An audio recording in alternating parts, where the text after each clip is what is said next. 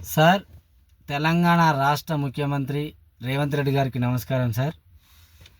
Sir, ఈ regional ring road బాధిత రైతులు గత 3 నుంచి 4 సంవత్సరాల నుంచి ఉత్తర భాగం రైతులు, ముఖ్యంగా రాయగిరి, చౌటుప్పల్, గజ్వేల్ ప్రాంత రైతులు 3.5-4 సంవత్సరాల నుంచి వ్యతిరేకిస్తారు సార్ ఈ అలైన్మెంట్ని.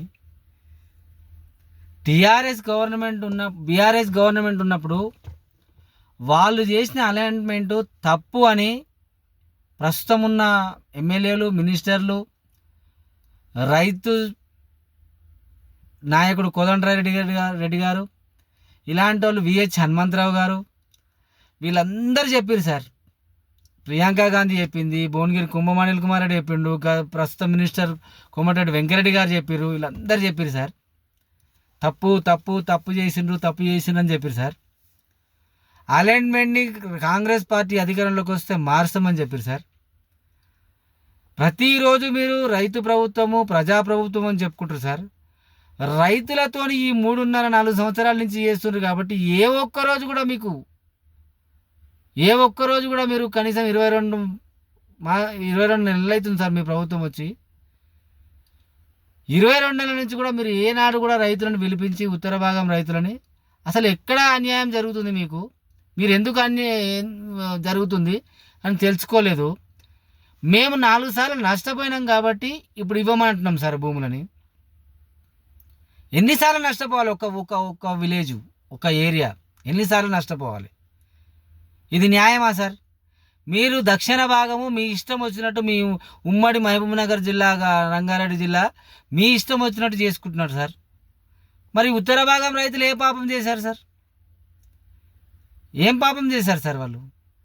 మేమే నష్టపోవాలి అన్నింటికి, మేమే భూములు అమ్ముకున్నాం. లేదు, బహిరంగ మార్కెట్ కంటే 2 రేట్లు ఎక్కువ ఇవ్వండి, మేము స్వచ్ఛందంగా ఇస్తాం. మేము అమ్ముకున్నాం అనుకుంటాం సార్, స్వచ్ఛందంగా మా భూములు అమ్ముకున్నాం అని అమ్ముకుంటాం, ఆ తృప్తినన్నా ఇవ్వండి.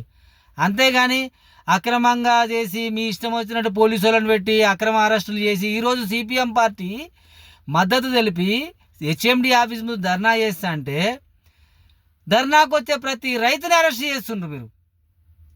ఇట్లా అరెస్ట్ చేసే బీఆర్ఎస్ పార్టీ ఫామ్ హౌస్లో కూర్చుంది. బీఆర్ఎస్ నాయకులు కావచ్చు, బీఆర్ఎస్ పార్టీ కావచ్చు, ఇలా ఇంట్లో ఫామ్ హౌస్లలో ఇళ్ళల్లో కూర్చుర్రు. మరి మీకు అదే పరిస్థితి వస్తుంది, ఖచ్చితంగా వస్తుంది. ఎందుకంటే రైతులు స్వచ్ఛందంగా ఎవరు కూడా భూమి ఇస్తేందుకు మీకు రెడీ లేరు, ప్రాణాన్ని తీసుకోవడానికైనా సిద్ధంగా ఉన్నారు. ఇప్పటికే బ్రెయిన్ స్ట్రోక్లతోని, హార్ట్ స్ట్రోక్లతోని రైతులు సూసైడ్లు చేసుకొని చనిపోయారు సార్. సరి అయిన న్యాయం చేయండి. ఈ భారీ బడ్జెట్తో ఈ రోడ్డును చేస్తున్నారు సార్. కాబట్టి ఫ్యూచర్ అవసరాలకి, ఇంకా మునుముందు అవసరాలకి 50 సంవత్సరాలక 100 సంవత్సరాలక అవసరం వచ్చినట్టు చేయండి. రింగ్ రోడ్ అంటే రింగ్ రోడ్ లాగా ఉండేటట్టు చేయండి. మీ నాయకుల భూములని మీ కమిషన్ల కోసము, రాజకీయ నాయకుల కమిషన్ల కోసము, మీ భూములు కాపాడుకోవడం కోసం అలైన్మెంట్ చేయకండి సార్. ఎందుకంటే ముఖ్యంగా మీరు బీఆర్ఎస్ పార్టీ చేసిన అలైన్మెంట్ తప్పు తప్పు తప్పు అని చెప్పారు. ప్రియాంక గాంధీ చెప్పింది, నేషనల్ లీడర్. కుంభం అనిల్ కుమార్ రెడ్డి చెప్పిండు, ప్రస్తుతం మినిస్టరు కోమటిరెడ్డి వెంకరెడ్డి చెప్పిండు. అప్పుడేమో తప్పు అవుతుంది, ఇప్పుడేమో ఒప్పట్లయితుంది సార్. మరి ఆయనతో పోయిన దారిలో మీరు కూడా పోతురు. రేపు మీకు కూడా అదే గతి పడుతుంది. రేపు గ్రామ పంచాయతీ ఎలక్షన్లు కానీ, ఎంపీటీసీ ఎలక్షన్స్ కానీ, జెడ్పీటీసీ ఎలక్షన్స్ కానీ, రేపు మున్సిపల్ ఎలక్షన్ అని ఏ ఎమ్మెల్యే కూడా RRR బాధిత గ్రామాలలో తిరగలేడు సార్, తిరగలేడు. ఏ అభ్యర్థి కూడా గెలవలేడు సార్ మీ పార్టీ నుంచి. మీరు చూసుకోండి, ప్రజలు ఖచ్చితంగా. ఎందుకంటే ఒకసారి పోతాం సార్ ప్రభుత్వ అవసరానికి సార్, రెండోసారి సార్ ఎన్నిసార్లు పోతారు సార్? 4 సార్లు సార్. ఇది న్యాయమైన పద్ధతి కాదు సార్. ప్రజాప్రభుత్వము, రైతు ప్రభుత్వం అంటున్నారు కదా, అదే విధంగా నడవండి, ఆలోచించండి. అలైన్మెంట్ ఖచ్చితంగా మార్చండి, లేదా బహిరంగ మార్కెట్కి 2 రేట్లు ఎక్కువ ఇవ్వండి, స్వచ్ఛందంగా మేమే ఇచ్చేస్తాం. అనుకుంటాం, మరి ఏం చేస్తాం? ఇంకెక్కడైనా పోయి కొనుక్కుంటాం, లేకపోతే ఇంకెక్కడైనా బతుకుతాం. అందరూ ప్రైవేట్ ఉద్యోగస్తులం, చిన్న జాబ్స్. నేను డ్రైవర్, చిన్న జాబ్ సార్. 32 సంవత్సరాల నుంచి చేస్తున్నా హైదరాబాద్లో. నేను కాంగ్రెస్ పార్టీ కార్యకర్తని నా ఊహ తెలిసినప్పటి నుంచి. రైతుల వేదనను అర్థం చేసుకోండి. ఇప్పటికైనా అలైన్మెంట్ మార్చండి.